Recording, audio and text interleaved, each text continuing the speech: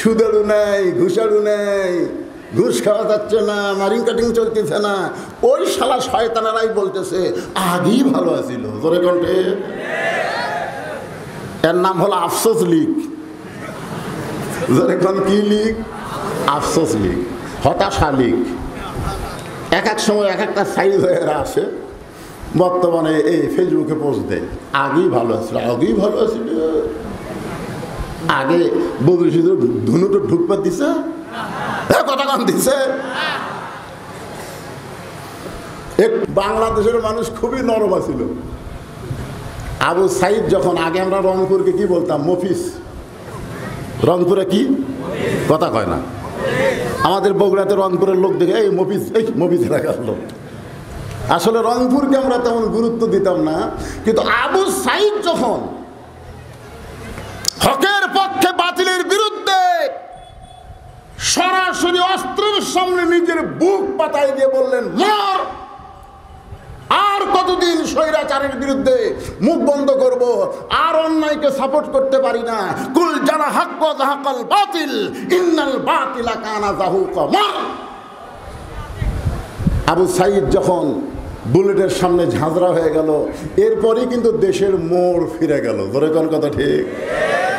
এই কি আরে রংপুরের মফিজ হয়ে যদি জীবন দেয় তাহলে আমরা কি? হায় হায় হায়, এখন কি করতেছে? এই সময় নরম থাকা যাবে না। যাবি? কারণ এরা হলো সিজারের মাল। সিজারের মাল। এরকম যদি আপনি সাইজ না করেন এরা সাইজ হবে না তো। কারণ জন্ম হওয়ার 2 দিন আগেই ওরকম পেট কেটে বের করছে। জন্ম হওয়ার কয়দিন আগে? 2 দিন পরে ওই নর্মালি এমনি আসতো। এই জন্য তো আল্লাহ বলেছেন ওয়াসাইনা ইনসানা বিওয়ালিদাইহি ইহসানান হামালাতুহু উম্মুহু। মা হওয়া এত সহজ না। কি বলবো? প্রসবের ব্যথা, মা বিনে সেই ব্যথা কেউ তো বুঝিবে না। মাজন ঠেকিয়ে সন্তানের দায়, অকালে মা মারা যায়, কেন সে মায়ের ভক্তি করো না। এমন দরদি ভাবে কেউ হবে না আমার মা, মা গো। আপনারা যারা নর্মালে হচ্ছেন, নর্মালে যারা দুনিয়াতে আছেন, মনে করেন সভাপতি ভাইয়ের আমরা কিন্তু নর্মালের মাল। আরে যারা মানে ঘুমই ভাঙেনি, পেট কাটা ডাক্তাররা বেকায় দেখে, আরে আর তো ঘুমই ভাঙেনি, কি করা যায়? আর এক ডাক্তার বলতেছে ভাই পাও ধরে বার করে ঘুরমি দেন। ঘুম ভাঙাবার গেলে কি দেওয়া লাগবে? তখন পেটের থেকে বার করে এইরকম একটা ঘুরমি দেয়, বুঝলেন? যে ঘুরবে, এই ঘুরবির চোটে মাথাতে একটা ঝাঁকি লাগে। এই ঝাঁকির কারণে এরা এমন অস্থির হয়, দোয়া দরুদ দিয়ে এদের কান্না থামান যায় না। মোবাইল চালু করে এরা কান্না থামায়। জোরে করে কথা ঠিক কথা কর না? তাহলে আগে ভালো ছিল। 2023 সালে এই সময় পেঁয়াজের দাম কত? এইবারে কত?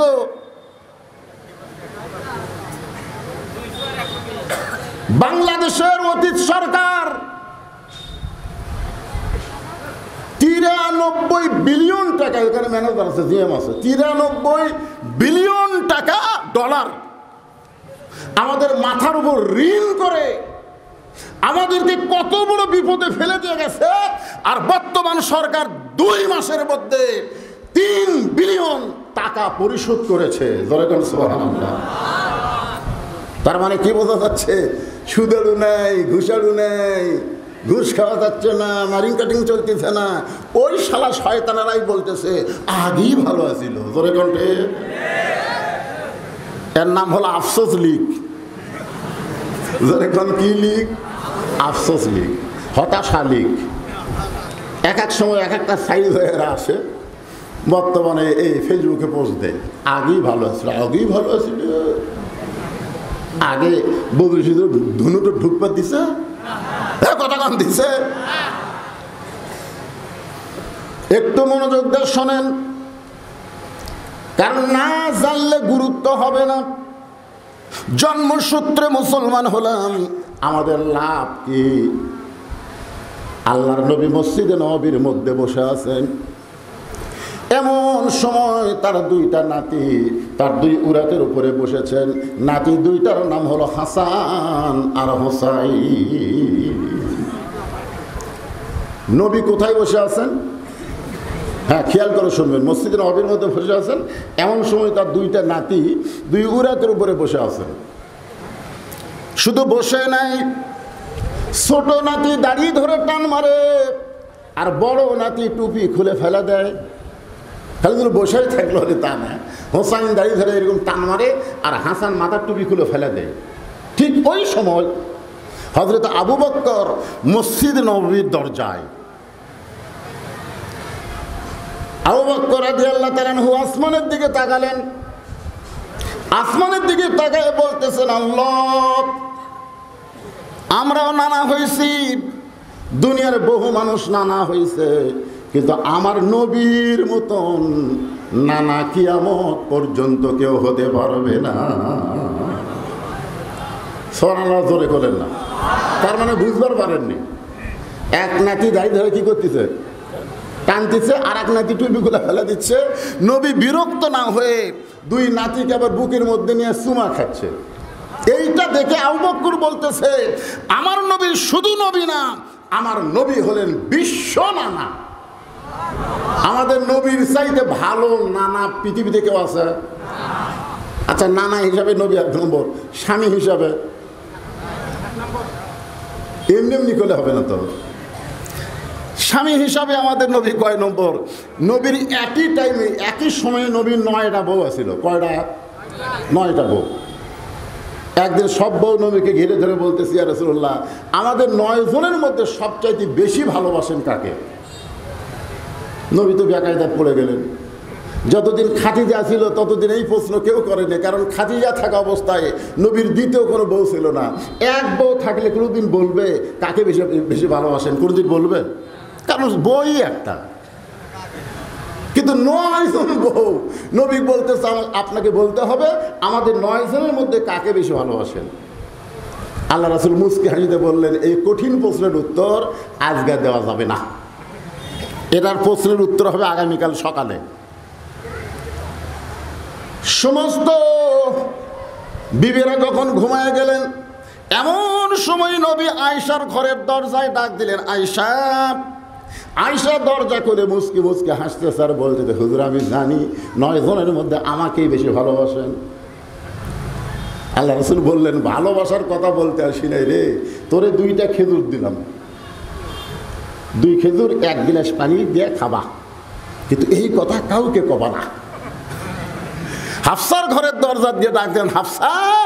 হাফসা বের হয়ে বলতেছে, হুজুর আমি জানি আমাকেই আপনি বেশি ভালোবাসেন। আল্লাহ রাসূল বললেন, এই 2টা খেজুর 1 গ্লাস পানি দিয়ে খাবা, কিন্তু খবরদার কাউকে বলবা না। নবী প্রত্যেকটা বিবির দরজা দিয়ে ডাক দিলে 2টা করে খেজুর 1 গ্লাস পানি খাবা, কাউকে বলবা না। পরদিন সকালবেলায় সব বউ এসে বলতে, হুজুর আমাদের 9 জনের মধ্যে কাকে বেশি ভালোবাসেন এখন বলতে হবে। আল্লাহ রাসূল বললেন, গত রাত্রে যাকে 2টা খেজুর 1 গ্লাস পানি দিছি তাকেই সবচাইতে বেশি ভালোবাসি। সব বউ কয়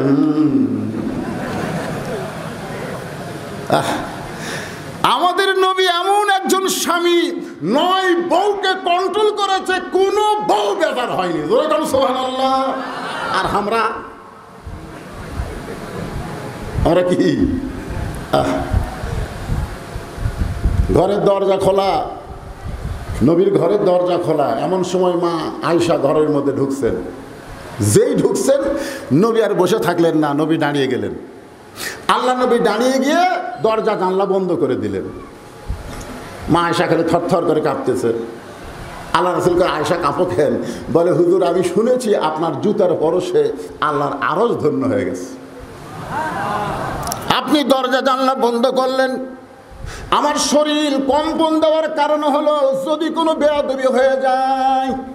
আল্লাহ নবী বলেন, আয়েশা যতক্ষণ দরজা জানলা খোলা ছিল ততক্ষণ আমি নবী ছিলাম, কিন্তু দরজা জানলা বন্ধ হয়ে গেছে, আমি আর নবী নাই, আমি হলাম স্বামী আর তুমি আমার বিবি। আমি নবী কতক্ষণ ছিলাম? কতক্ষণ? যতক্ষণ দরজা জানলা খোলা ছিল। কিন্তু যেই বন্ধ হয়ে গেছে, আরো নবী, আমি যত বড়ই হুজুর হই ওয়াজ করে যখন বাড়ি যাব, বউ যদি যায় বলি প্রতি মিনিটে 100 করে টাকা দেবো, তুমি 10 মিনিট ওয়াজ শোনো, 1000 টাকা পাবা। আমার বউ বলবি ভাগটা বাদ দেন তো, টুপি খুলে তাড়াতাড়ি শোতেন। জনগণ আপনাকে চিনে না, এই জন্য আপনার হুজুর বেনা ওয়াজ শোনে। আমি আপনাকে চিনি না, আপনি মালটা কি? চিন্তা করে দেখেন, যত বড়ই হুজুর হই, বইয়ের কাছে গেলে আর হুজুর থাকি না। নবী বলতে চাই সব, যত বড়ই নবী হয়, দরজা জানলা বন্ধ হলে আর নবী থাকি না। আমি হলাম স্বামী, তুমি আমার বিবি, কিসের ভয়? আসো। মা আয়েশা দৌড়ে নবীর বুকের মধ্যে ঢুকে চোখের পানি বের করে বলেন, আল্লাহ, আমার নবী শুধু বিশ্ব নবী নয়, আমার নবী হলেন পৃথিবীর 1 নম্বর স্বামী। তাহলে নানা হিসাবে কয় নম্বর? হ্যাঁ, স্বামী হিসাবে, বাবা হিসাবে। কেমনে বুঝলেন? আমাদের নবী বাবা হিসাবে যে 1 নম্বর। নবীর মেয়ে ফাতেমার কাছে গেলে জানা যাবে, কঠিন ক্ষুধা নিয়ে আল্লাহ নবী ফাতেমার ঘরের দরজায় যেতেন। ফাতেমা রাগ করে বলতো, বাবা, আপনার এক মেয়ে কুলসুমা ধনীর সঙ্গে বিয়ে হচ্ছে, তার স্বামী অত ধনী, নাম হলো ওসমান গনি। আপনার পেটের মধ্যে ক্ষুধা, আপনি কি কুলসুমার বাড়ি যাওয়ার পারেন না? রাসূল বলে, ফাতেমা, তোর চেহারা দেখা মাত্র আল্লাহ আমার ক্ষুধা দূর করে দেয়। ফাতেমা বলে, বাবা, আপনি শুধু বিশ্ব নবী না, আপনি হলেন পৃথিবীর শ্রেষ্ঠ বাবা। জোরে গান সুবহানাল্লাহ। আবু বকর রাদিয়াল্লাহু তাআলা দেখে, বদরের জিহাদের দিনে নবী পরনের জুব্বা খুললেন, নবী সৈনিকের পোশাক পরে ঘর থেকে বের হলেন। নবীর মাথায় টুপি নাই, মাথায় হেলমেট দিছেন। জোরে গান কি দিছেন? হেলমেট বোঝেন? হেলমেট, মাথায় হেলমেট দিয়ে হযরত আলীকে বলতেছেন, আলী, আলী, জি হুজুর, আমার কোমরের পেটিটা একটু টাইট করে দাও তো, আমার কোমরের পেটি একটু টাইট করে দাও। হযরত আলী এসে নবীর কোমরের পেটি, পেটি বোঝেন না, গামছা মাথার জোরে বাঁধলে কাজের শক্তি কম হয় না, বেশি হয়। কৃষক মানুষেরা যখন বেশি কাজ করবার চান, তখন গামছা খুঁটি বাঁধেন, মাজার বাঁধেন না, আরো টাইট করে দাও। আবু বকর বললেন, ইয়া রাসূলুল্লাহ, আপনি আল্লাহর নবী, আপনার কোমরের বেল্ট এত টাইট করা লাগবে কেন? রাসূল বলেন, আবু বকর, আমি শুধু আল্লাহর নবী না, আজকে বদরের জিহাদে আমি হব আল্লাহর সেনাপতি। তাহলে সেনাপতি হিসাবে আমাদের নবী কয় নম্বর? নেতা হিসাবে কয় নম্বর? যেই দিকে যাবেন সেই দিকে আমাদের নবী হলেন 1 নম্বর। আবু বকর বলেন, আল্লাহ, দুনিয়ার শ্রেষ্ঠ নানাকে দেখলাম দাড়ি ধরে টান মারতেছে, মাথার টুপি খুলে ফেলে দিচ্ছে, এরপরও নানা নাক না করে 2টা নাতিকে বুকের মধ্যে নিয়ে আদর করতেছে। সুবহানাল্লাহ। এমন সময় হযরত উমর আইছে, এমন সময় উমর এসে এই দৃশ্য দেখি,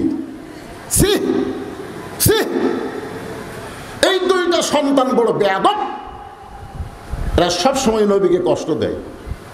মানে হযরত উমর গরম সাহাবী না? ধরে কোন নরম না গরম? আল্লাহ রাসূল বলেছেন, আমার 4 জন সাহাবী 1 নম্বর। সাহাবারা বলেন, হুজুর 4 জন 1 নম্বর কেমনে হয়? রাসূল বললেন, নরমে 1 নম্বর হলো আবু বকর, গরমে 1 নম্বর ওমর, সম্পদে 1 নম্বর ওসমান, আর জ্ঞানের দিক দিয়ে 1 নম্বর। জোরে কন না কেন? তাহলে 4টাই কয় নম্বর? সবচাইতে গরম সাহাবী ওমর।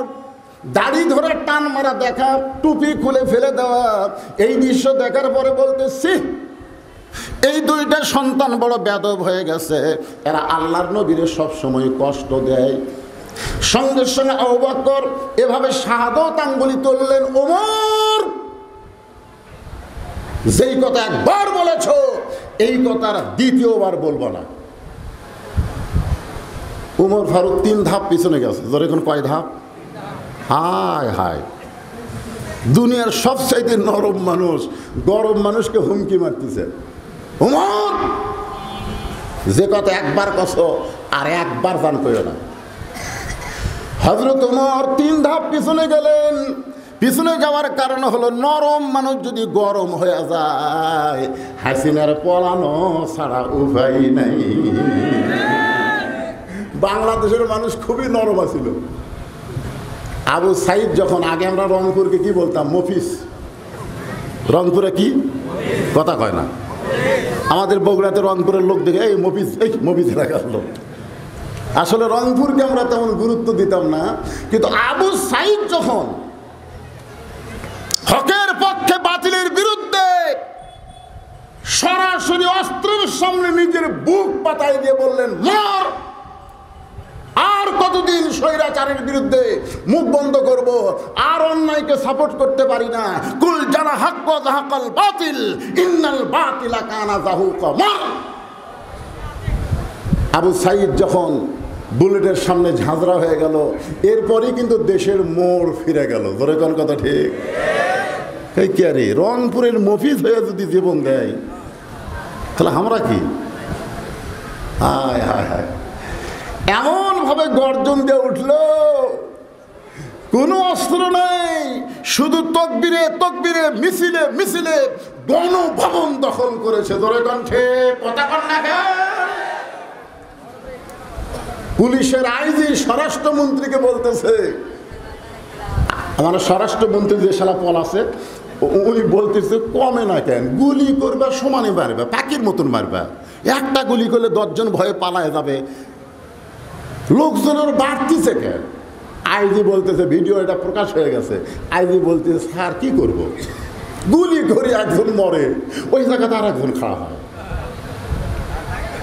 যেই গুলি করি ওই যে ওই বাবারই কয়েছিল দৌড় দিবি, তা দৌড় দেয় না, বরং ওই যে কুটি গেল, ওই জায়গা আবার আগের মতোই হয়ে গেল। তার মানে বোঝা গেল বাংলাদেশের মানুষ নরম ছিল, এত অত্যাচারের পরে আর নরম থাকেনি। সবাই ঘর দুয়ার ছেড়ে ঢাকার রাজপথ কাঁপিয়ে দিছিল। জোরে বলেন কথা ঠিক কিনা? সবসময় নরম থাকা যায়? মাঝে মধ্যে একটু গরম হওয়ার দরকার আছে না নাই? তাহলে কি বুঝলেন? নরম মানুষ গরম হলে হাসিনা, এই কথা জোরে কওয়া যাবে না, সব নেটের মধ্যে উঠবে। নরম মানুষ গরম হলে হাসিনা পালায়া যায়, নরম মানুষ গরম হলে হলো না। এর সাইডে জোরে মারা লাগবে, জনগণ বুঝুক পাবলিক কি জিনিস। মানে ধনুটের বেলকুচি একটা নাম হয়ে যায় ভাই। নরম মানুষ গরম হলে কে পলায়? আরো জোরে জোরসে বলুন, কে পলায়? পলাশ কেন?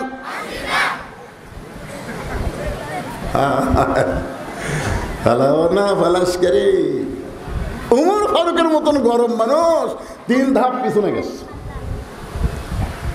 পিছনে গিয়ে জোড়হাত করে বলতে আবু বকর ভাই, আমি সারা জীবন শুনি আপনি নরম মানুষ, আল্লাহ নবী বলেছেন আপনি হলেন নরমে 1 নম্বর, আপনি হঠাৎ এমন গরম হলেন কেন? আবু বকর বলে, ওমর সব সময় নরম থাকা যাবে না, মাঝে মধ্যে নরমকে গরম হওয়া লাগবে। এই যারা 2 জন কি করতেছে, এই সময় নরম থাকা যাবে না, যাবি? কারণ এরা হল সিজারের মাল, সিজারের মাল। এরকম যদি আপনি সাইজ না করেন এরা সাইজ হবে না তো। কারণ জন্ম হওয়ার 2 দিন আগেই ওরকম পেট কেটে বের করছে। জন্ম হওয়ার কয়দিন আগে? 2 দিন পরে ওই নর্মালে এমনি আসতো। এই জন্য তো আল্লাহ বলেছেন, ও আসাইনা ইনসানা বিওয়ালিদাইহি ইহসানান হামালাতুহু উম্মুহু। মা হওয়া এত সহজ না। কি বলবো, প্রসবের ব্যথা, মা বিনে সেই ব্যথা কেউ তো বুঝিবে না। মাজন ঠেকিয়ে সন্তানের দায়, অকালে মা মারা যায়, কেন সে মায়ের ভক্তি করো না? এমন দরদি ভাবে কেউ হবে না আমার মা, মা গো। আপনারা যারা নর্মালে আছেন, নর্মালের যারা দুনিয়াতে আছেন, মনে করেন সভাপতি ভাই আর আমরা কিন্তু নর্মালের মাল। আরে যারা মানে ঘুমই ভাঙেনি, পেট কাটা ডাক্তাররা বেকায় দেখে, আরে আর তো ঘুমই ভাঙেনি, কি করা যায়? আর এক ডাক্তার বলতেছে, ভাই পাও ধরে বার করে ঘুরমি দেন। ঘুম ভাঙাবার গেলে কি দেওয়া লাগবে? তখন পেটের থেকে বার করে এইরকম একটা ঘুরমি দেয়, বুঝলেন? যে ঘুরবে, এই ঘুরবির চোটে মাথাতে একটা ঝাঁকি লাগে। এই ঝাঁকির কারণে এরা এমন অস্থির হয়, দোয়া দরুদ দিয়ে এদের কান্না থামান যায় না। মোবাইল চালু করে এরা কান্না থামায়। জোরে করে কথা, ঠিক কথা কর না? এরকম দোয়া দিয়ে ভালো করবেন, ভালো করবার গেলে মোবাইল চালু করে দেন। মোবাইল ছাড়া এরা ভাত খায় না। সিজার করা, জোরে কোন কি করা, আরো জোরে কোন কি করা। এই জন্যে আপনাদের সামনে যারা মাঝে মধ্যে ছোট ছোট বাচ্চারা আছে, ওদেরকে আপনারা একটু সুন্দর করে সাইজ করবেন। এই যে কয়েকজন চিল্লাচিল্লি করতেছে, ওইবার এত রাত্রে একটু চেতন থাকা লাগবে কেন? এই কার মায়ের সন্তান রে, এত রাত্রে চেতন থাকার দরকার কি? ঘুমায় দেন। একটু মনোযোগ দিয়ে কথাগুলো শুনবেন। জন্মসূত্রে মুসলমান হওয়াতে আমাদের লাভটা কি? এই লাভের কথা বলতে গিয়ে আমি বলতেছি, আবু বকর বললেন, ওমর সব সময় নরম থাকা যাবে না, মাঝে মধ্যে নরমকেও গরম হওয়া লাগবে। আপনার বলেন তো, ভারতের যত চ্যানেল এখন আর চলে? যে কতক্ষণ চলে? আমরা বহু ওয়াজ করেছি, স্টার জলসা বাংলা যতদিন বাংলার ঘরে ঘরে থাকবে, নারীরা যত ওয়াজ শুনুক, তাদেরকে ভালো করা যাবে। কিন্তু বিপদে পড়ে আমরা কোন দোয়া পড়ি? আপনারা বিপদে পড়লে কোন দোয়া পড়েন?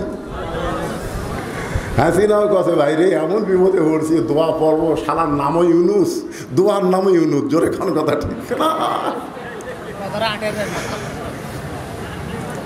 বর্তমানে উপদেষ্টার নাম কি? প্রধান উপদেষ্টার নাম কি? উনি কিন্তু নিজের অক্ষরে লেখেন মোহাম্মদ ইউনুস। তাহলে একই নামের মধ্যে কয় নবী? কথা কয় না, কয় নবী? একটা হলো মোহাম্মদ সাল্লাল্লাহু আলাইহি সাল্লাম, আর একটা নবীর নাম ইউনুস।